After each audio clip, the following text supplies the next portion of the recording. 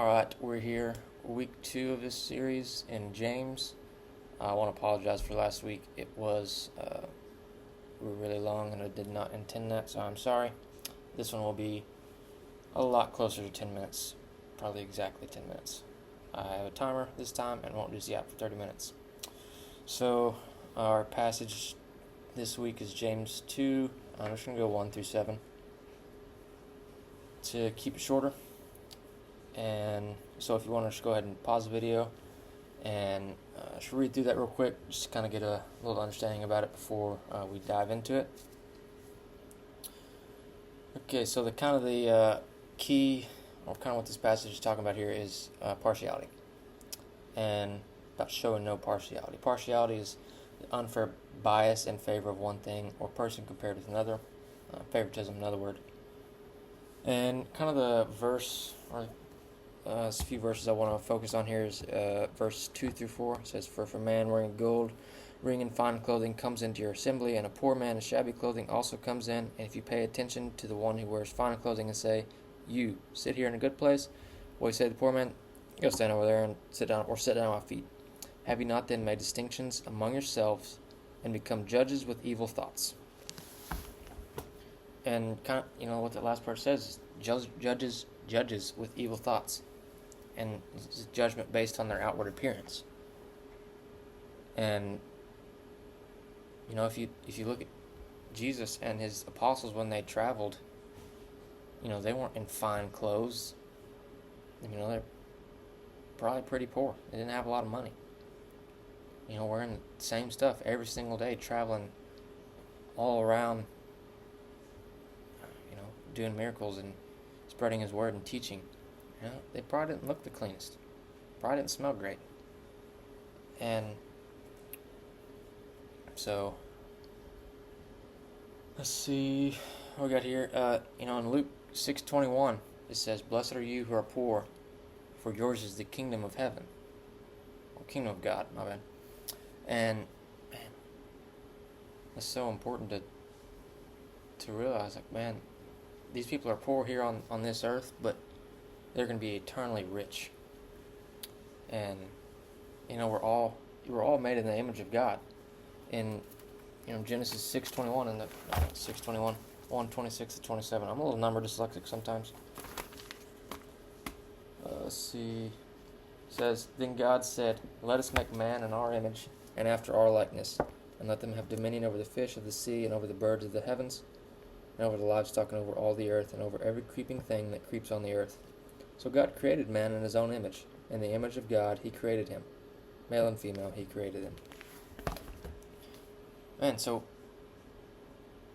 both of those people in this story in Luke are image bearers of God. We're all image bearers of God. We're made in his image. I think that's so big to realize when we're out, at school or at home, or whatever we're doing, to realize that everybody that we come in contact with is made in the image of God. That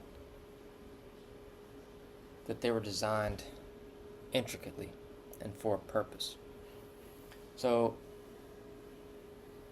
just got a few quick questions for y'all to kind of think about this week. And just kind of mulling over in your mind, just thinking about them, and man, how can I apply this passage in James about this story of a rich man and a poor man to my life today? I'm not throwing a big party and having a bunch of rich people in and bringing this poor person in. This story probably might not show up in our day-to-day life, but it can, symbolically. So, man, who is the poor man with the shabby clothing around you? Try and identify those people, because they're there, and you know who they are. They may be not as popular. They may be not cool. Maybe a little weird.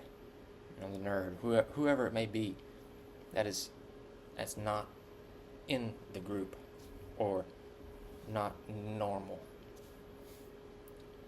I challenge you to seek them out. I challenge myself to seek them out. Maybe they're sitting alone at the lunch table, alone in a class project that, nobody necessarily wants to be with them. And, man, be the first one to go and sit with them. To go up and talk to them and ask them how their day's going. Or, any just small act of kindness. It goes a long ways. And that's a key part of the story is kindness. Because it's super easy to be nice to the cool kid or the rich guy in this story. Because he has a lot of power. And, man, if you're buddy with him, then, you're in the same boat as him. And you can be kind to both. Jesus was kind to both. He's kind to all.